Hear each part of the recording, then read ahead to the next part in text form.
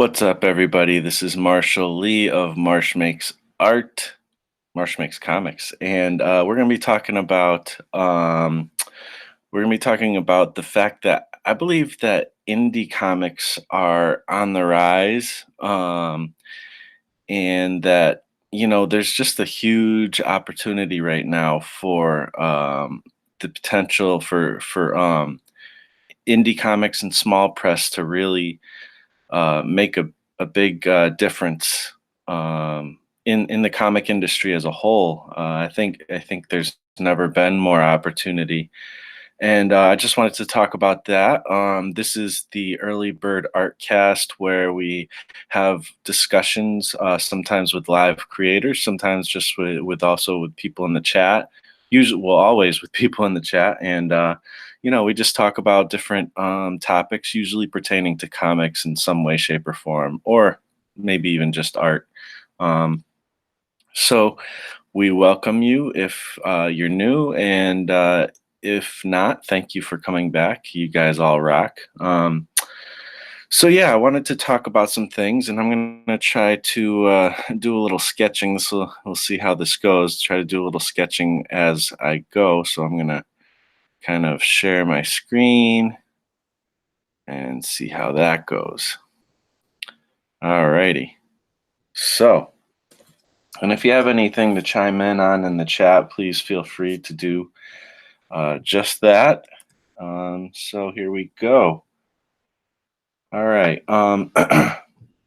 So first of all, when it comes to comics, the industry, there's been a lot of people kind of talking about how the industry is kind of on the downfall and all that. And there's also been some people saying, well, that's not actually true. So, I don't want to get into a debate about all that. Honestly, I'm not really sure exactly where the industry is at.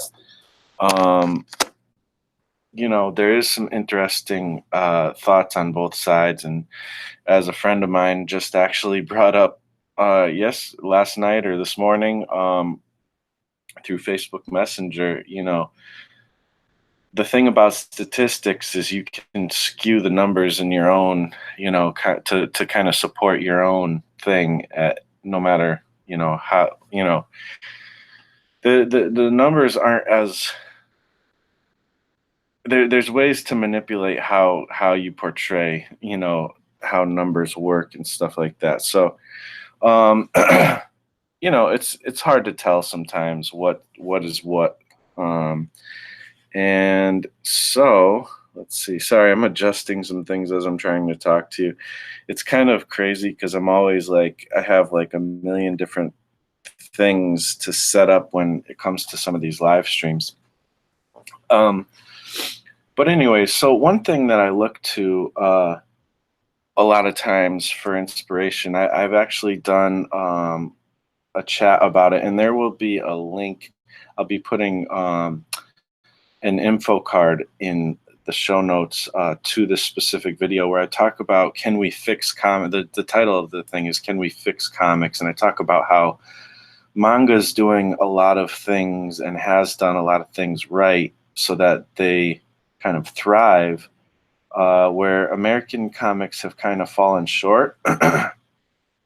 And so, wow, looks like I got some latency going on.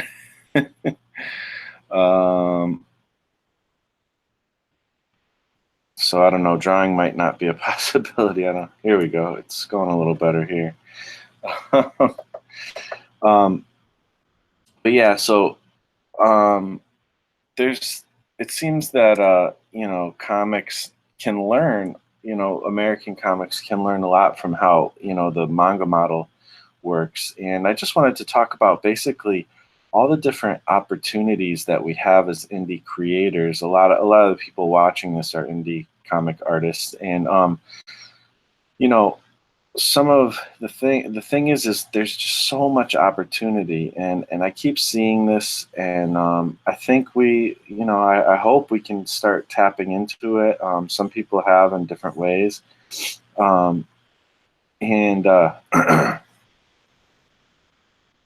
so one of the things is web comics. That's been a huge thing. There's been a lot of people kind of who have done web comics, and in some ways it almost seems like the webcomic thing has, kind of taken its course, because like they were really popular for a while, in kind of an older model, but now it's kind of a different model. I think it a lot of times we say like a certain thing in an industry has maybe gone away or some or is going to go away, but what actually is true is it's just taking a different shape. you know, Traditional methods haven't gone away; they're just taking a different shape. Um, and traditional printing, printing comics hasn't gone away; it's taken a different shape. It maybe is more or less emphasized as, something that is relevant to, the market, or whatever. But it's still there. It doesn't really go away generally. Um, so um, so there's that. Uh, so webcomics though still have a great model. If you're an indie creator and you're into the idea of webcomics, a great YouTube channel actually to go check out is McKay and Gray. And I'd love to have like either both of them or one of them on my show sometime. So I'm gonna have to reach out to them one of these days. But they have a great YouTube channel that just gives so much advice, and they come from the webcomics community that is kind of currently going on. And there's a lot of different kinds of like stories that you wouldn't typically get in like a Marvel or DC that are thriving in the webcomics community. So there's a lot of opportunity there, and it's a great way to kind of, to make some to start building your audience for one, or to start, kind of giving your comic a shot, like seeing if there is a market for what you're trying to do. There's some struggles too there. That with everything there's struggles, but if you work hard at it, you can, kind of crack that nut and figure it out, for sure. And that's, with everything, it's gonna take hard work really to get to where you want to go, to any kind of desirable outcome. So another thing, and this is kind of what brought this topic to mind, why I wanted to talk about this. I was reading an article about crowdfunding and how that's become like a primary like way that indie comics or just comic people publish, and it's a great, kind of way to get around the system and actually, make something of your creation, without having to go to, like IDW or Marvel or DC or whoever, Image Comics even, or whatever. And even some of those whoops. I'm futzing with my phone because I'm trying to also record, with my phone. Oh goodness. Um, so um, so yeah, the crowdfunding is such a great, opportunity, and I don't think it's going away anytime soon. And obviously, there's Kickstarter, there's an Indiegogo, seem to kind of not be part of the equation so much, until, maybe last year, where, a lot of indie creators have gone that route. You know, and some of those examples are obvious, but it's not just for, quote unquote comic skaters. I think it's shown us that it can work, as a really good crowdfunding source, and there's some advantages to going with like an Indiegogo that you don't have with something like Kickstarter. So indie, we got some. There's other crowdfunding ways too. There's also things like Patreon and stuff like that, where which is kind of the model I'm using at the moment. I'm putting out one comic book offering every month, which I really need to get. get going on the one I'm doing for this month. But and I've been kind of playing at it for the whole month, but it hasn't gotten the progress that I'd like yet. But obviously, I have to make it happen here because we're about to be out of an opportunity for that. So but anyways, I kind of use Patreon so far. I have used Kickstarters, when I was working with the 100 Days of Making Comics anthology, and will again, Um, so, there's all kinds of different ways. I've used Kickstarter too for a music project back in Kickstarter's infancy, and that was a good experience. And then there's another kind of thing. There's just kind of self-publishing, you know, and there's a few ways to do that. And one of the ways is the way that I've been doing a lot, which is mini comics. That's you can literally create mini comics and have them either printed up on your own printer or you know print them up on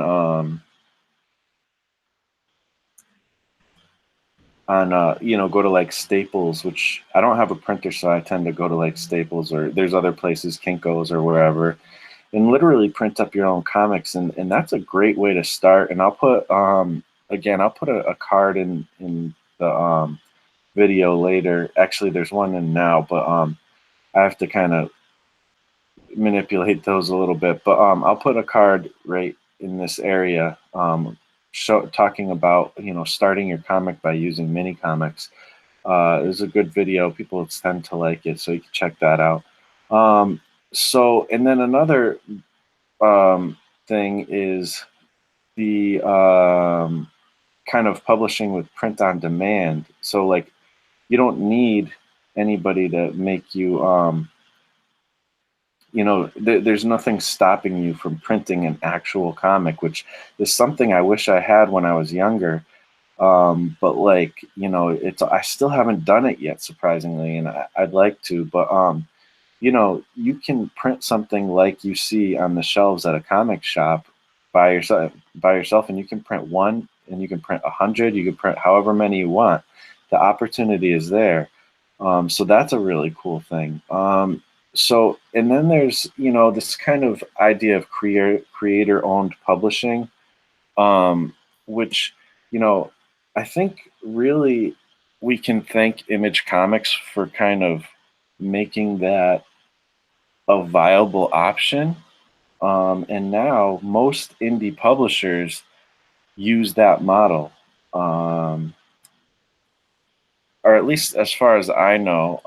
I mean, I don't know about like IDW and stuff like that, but I know a lot of like Alterna uses that model, and other kind of small press publishers use the model of creator owned. So you you create your own comic and you own it. You own the rights to it, and that is a huge deal. Like we don't I don't think we understand, like those opportunities weren't there before Image Comics as much. A lot of these things, or before the internet, a lot of these things were not available to us the way they are now. So we really need to be taking advantage of these things. Another opportunity for indie comics to rise is Amazon. This is like something that a lot of us don't really tap into uh, too much, and I know people have talked about it. You can use like Create Space. I don't even know if Create Space is the way to do it anymore, if that even exists. But there's like Amazon, there's like Kindle and stuff like that. And I don't know. I'm still looking into that area, but there's this idea of writing to market that I've heard from Chris Fox on YouTube. Look up Chris Fox on YouTube. He's more a novel writer, and he writes these kind of quick sort of novels that are good stories, but they're like, they're kind of done in a very efficient manner. Um, and he talks about writing to market, and using Amazon to basically drive your sales. And there's a great opportunity there. Like I know for me, I can. if I were to look up all these different genres and stuff that's popular, I could write for any of those things and be satisfied because I will just make it kind of my own, like write to that market, but in my own way. Like I could write about just about anything. I have ideas for all kinds of things, and I think it would be fun. Like it's actually a fun, creative limitation, to see. Like even say something as lame as maybe cooking. Like how could I make cooking exciting? And people like there are comics in manga that are about cooking that are outselling Batman in America. So like it's not there's this comic that I love called Wonton Soup by James Stokoe, and that's about cooking, and it's like it's more of like an adventure, you know sports competition book than a cooking book, but it's about cooking. So like there's ways to kind of work any market in a way that's interesting to you. So there's that. And then this whole idea of like new genres and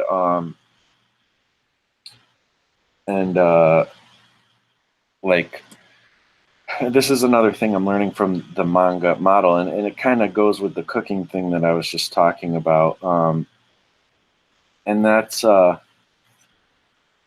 like you could do like romance, you could do horror, you could do all kinds of things. Like in comics, the history of comics, it wasn't always that superheroes were, the big genre in comics, and it doesn't have to be that way. It's one way to to really kind of buck the system um, of comic books is to write for another genre and really kind of crush it with that genre. And a good example of that is something like what Raina Telgemeier has done with Smile and Drama. And her books are more geared towards a young teen audience or younger, and it's just like talking about school and the struggles in school. And that comic has done probably more than I don't know the numbers, but I bet it's done better than most superhero comics. I wouldn't be surprised. She kind of carved her own way in a very interesting way, and I think she published with what, Scholastic? I have it right here. Yeah, she published with Scholastic. So it's like there's a lot of market out there that we're just not tapping into. She didn't tap into the the typical comic book market like that. You like I don't even know how well her comic sells like in comic shops, like, or if it's even available in comic shops, yet she's outselling probably most people in comic shops, most creators focusing on comic shops. So there's markets out there that we're not even tapping into because we're trying to stick a lot of people are trying to stick to one genre. And that's the thing, is a lot of people are exploring new genres, and that's one thing that's really cool, like Image Comics and other comic companies. They're starting to explore. And so we got to remember that comics is not just superheroes. We can start branching out into other genres. And I've talked about all of this stuff before, but I'm going to keep talking about this because I think that in different ways and stuff, because I think that a lot of the people watching are into all this stuff. And I'm going to get to the chat very soon, but I just wanted to get through all my little points here first. um, so another thing that we learn from manga is that black or color isn't necessary. So that's sometimes a hurdle that stops us. That is like we can't get a good colorist or something. We can't afford it, or we don't have time to do our own colors. Well, you know what? The most well-selling comic books in the world have no color, and that would be manga. So there's no reason why we can't succeed in that realm either. I mean, it is true there's a difference, between markets. American markets might be a little less welcome to non-color, but I think a lot of people forget that one of the best-selling comics in America is black and white as well, and that's Walking Dead. So there's no reason why a non-color and obviously that specific comic works well in that, without color, and not every comic does, but I don't know, give it a shot. There's been a lot of indie creators who have done well without using color, especially like some of the giants that, came in the past, like Cerebus and I'm trying to think of some of these other like Teenage Mutant Ninja Turtles was black and white, and it's like what has taken over the world more than that, as far as like you know success goes. And then last but not least, the advent of social media and especially YouTube. You know, I, a lot of us are on YouTube, but that market for comics is still, a very fresh market. There's still a lot of things that can be done on YouTube pertaining to comics, so there and other social media too. It depends on, it all depends on what you're into. Obviously, like if you're not into social media, fine. That's just one route. You don't have to have. There's a lot of people being successful with comics that don't really mess with social media too much. So there's that. But if you are comfortable and interested in social media, there's a lot of opportunity there as well. A lot of times we complain about algorithms and just different things that these sites do. But I don't think we realize a lot of times those algorithms are actually working. Like the YouTube algorithm does not suck. A lot of people think it does, but it actually doesn't. It's actually a really good algorithm because it focuses on viewers. It focuses on the audience. So all you have to do is really serve your audience well, and that's the trick. That's something that's hard for every marketer, everybody trying to push anything is how do you connect with your audience better and better.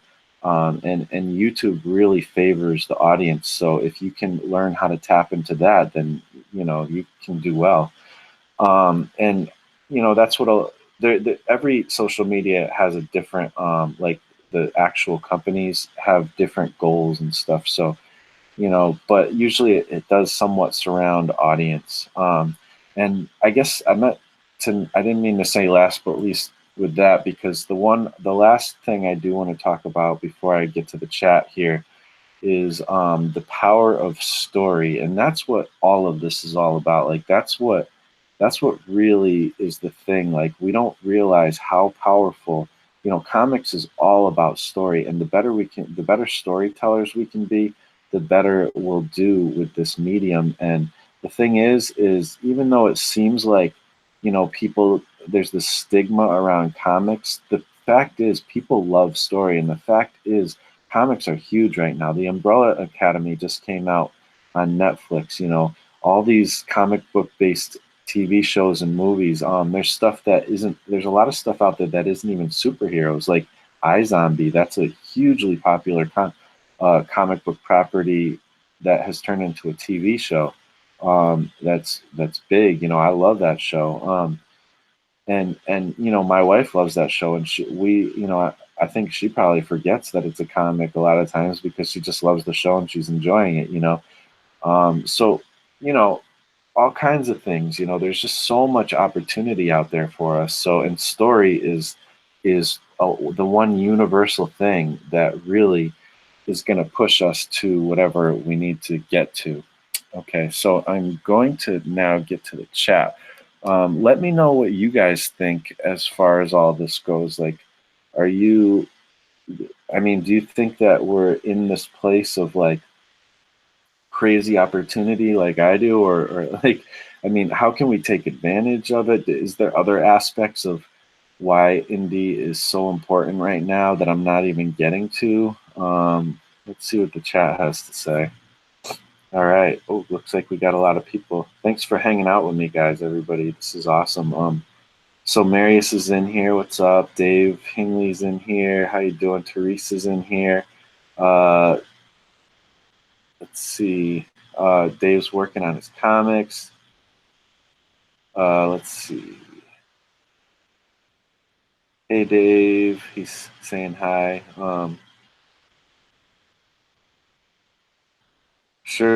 Dave says, surely the big problem Kickstarter gets around is the distribution model. Absolutely. Um, so again, like the opportunity is just, it's crazy. Like we're standing on, in some ways, we're standing on a gold mine and we don't realize it. And I don't think, if you create comics, you do it for the love. There's, there is a gold mine that we're standing on that we're not tapping into, but I don't, if you're going at it because you are trying to make money, that's the wrong way to approach it. And those who are going at it for that reason, people will be able to see their inauthenticity, and you know, so the ones that are really going to make it are the people who truly love comics, because no matter how much you think that you can tap into a market, you have to love it and enough to work really hard at it. Like Robert Kirkman is a great example. He he pushed through his ideas like crazy, and he even, to the point where he told Image that Walking Dead was going to be, the reason why there's zombies was because of these aliens. And they were wondering when the aliens were going to show up, and he was like, well, that's actually just something I said so I could get the comic printed. Basically. So but look at how well Walking Dead has done. And Image would not be the same if it weren't for him pushing through Walking Dead. He kind of brought back that original kind of um, ethos to Image of creator owned, and he really kind of raised that flag once again. So that's really awesome. I don't know why I got on him. I've been thinking about Robert Kirkman a lot, because I think he's a great example. Dave says it's not necessarily companies like IDW or Marvel, but Diamond that's the big gatekeeper. Yeah, that's true. That's true. But I think, when people think of comics, they think of Marvel and DC. They just automatically, in America, they do. Maybe it's a little bit different over in the UK where you're at. I'm not sure, but I know in America they tend to. But they also think about, more and more people are thinking about manga, and that's actually opened up a big opportunity for us as well, because there are different kinds of kind of demographics that are interested in comics now than there were when I was growing up. I mean, everybody, all kinds of people were always into comics, but it just seems like there's more, maybe of a female demographic, or something like that, because of things like manga and web comics and things like that. So, it's true that Marvel and DC aren't necessarily the main gatekeepers. They're doing what they're doing, and they do that well. And that's that kind of side of things. But it's just more the perception, in America at least, of what comics are, that I think that's how DC and Marvel kind of contribute to kind of how the gatekeeping is. But things are changing. That's why I think indie comics are on the rise. Manga has opened up a great amount of interest in comics that wasn't necessarily there. Maybe when I was a young kid, as much. And you know, Now also Image Comics is a big part of that. That they've been putting out titles that are very much not superhero comics. They started out as superhero comics, but they've shifted to all kinds of different things, and having all kinds of different creators and styles, and stories and all that. So people are realizing in America that they're starting to realize that there's more to comics than just superheroes, which is awesome. And that's a big part of why I think indie comics are going to become the mainstream, eventually. And it won't be that. I think it'll be within my lifetime, and I'm going to be 40 soon. So, I mean, it might be when I'm 80, that we start seeing some of this stuff, if I make it to that. But We'll see. I mean, we're seeing a lot of it now. The opportunity is there, and we are the people who are making anybody who's making comics now. We're the ones who are going to bring it to these other places, um, and all the people who have come before us who have done it as well. James, my local Staples loves me. LOL. I'm there several times a week with my art. Oh, really? What do you do there? Do you do like art prints there, or do you print actual comics there? I print mini comics there, but Staples is tough because there's always different people working there, and half the time when it comes to comics and pagination, some of them don't know what they're doing, unfortunately. But it's the best option for me a lot of times, anyways. So I tend to still go there. I have to kind of coach them through it though a lot of times. Um, let's see. What's up, Acid Lace? How you doing? Cohen Comer, how you doing, man? Uh, let's see. Dave says, how about creating digital comics for exclusive distribution via Comixology, etc.? That's an interesting way to think about it too. That's kind of what I'm doing with Patreon. I send not every time, like last month I didn't do it, but before that I was sending PDFs off to people, and so they would get a PDF, whereas everybody else would have to pay a little more for it or whatever. So they, for only $1 a month, they would get a free PDF of a story. So there's other ways you can use that too. You can do that with like an email sign up, or you could even just send things to people individually.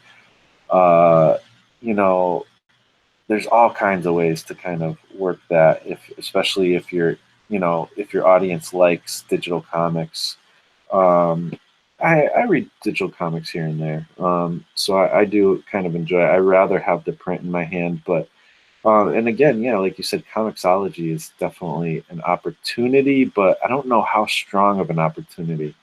I haven't explored it too much. I mean, I've heard things about it, but it seems like it's hard to get comics in there. And also, is it actually a money making thing? It doesn't seem like digital does very well as far as money, as far as like a business model, an actual something that will make you a living or whatever. But it's part of the equation, and it might become more a part of the equation. For manga comics, digital has actually been a contributing factor to the reason why manga is actually low on sales compared to how they were. They're still thriving, but digital has become so huge that it's actually dipped into the physical sales. That's not the same in American comics. American comics, digital, as far as I understand, does not do so well. It really just pales in comparison to physical sales. Um, so let's see, Marius, or Adam Lore says, "What's up, Adam? Raina's books individually make millions over of dollars every year. See, so there you go. Yeah, I know she's doing well. I'm not sure, exactly what the numbers are, but yeah. Mary says, I like the idea of the expansion of genres. Will probably have to be started with indie comics. Absolutely, and even some of the mainstream comics are dipping their toes into that. Always have, really. But I mean, obviously, you think of like Vertigo and stuff. That's been a huge deal. Like that's a big part of the history of comics, and a huge impact. And it has helped move the comic industry into other kinds of genres. Also, places like Dark Horse, or some of these other companies. Um, so yeah, that's a good point. Let's see. James GSR, how you doing, man? Topic for next show are movies killing comics or helping. Ooh, that's a great topic. I love that topic, man. I didn't. That's one I hadn't thought of either. Thank you. That is going definitely to become a topic. I'm writing it down right now. Are movies killing comics or helping? I have opinions on that too, so that'll be interesting. We'll be definitely doing that soon, hopefully. Who knows? Maybe this week.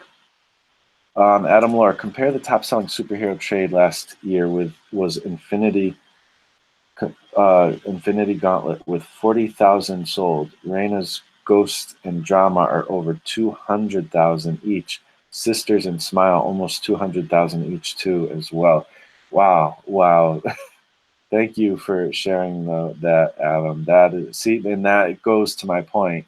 Absolutely. Like, there's a huge market out there for comics. We're if we focus on you know other genres, we might be able to crack that nut. I mean, Reina is Reina, and she's figured that out for herself. I'm not saying everybody can do it. It takes hard work, but you can see by Reina's example that the potential is out there, for sure. Adam says, not sure if the sales are counted the same though. Okay. James Adams commenting on the movie thing. I think the movies are helping a lot. Infinity Gauntlet was the highest selling trade last year, presumably because of the film. That's really interesting. And I'll note that for that video, because I think that's definitely a huge interesting point.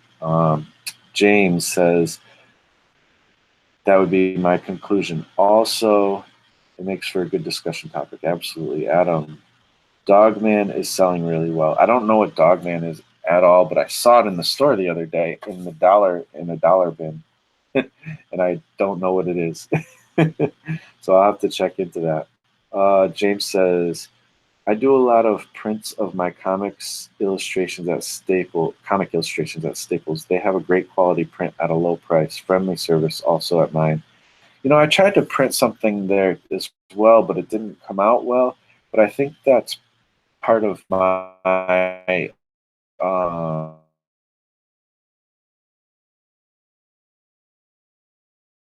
something I need to figure out.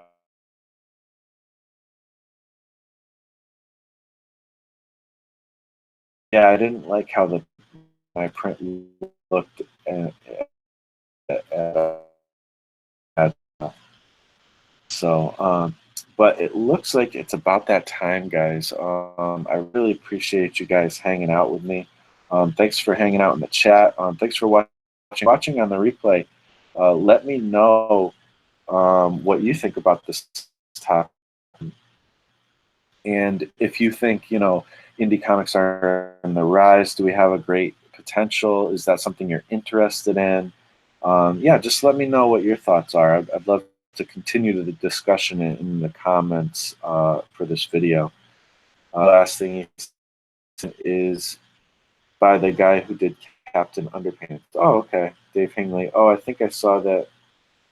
Okay, so, all right, cool. They're just kind of talking. Yep, everybody's saying goodbye. So anyways, thank you again. Video. Alrighty. I gotta navigate to the window to stop it. Thanks for watching, guys. I'll talk to you later. Peace out.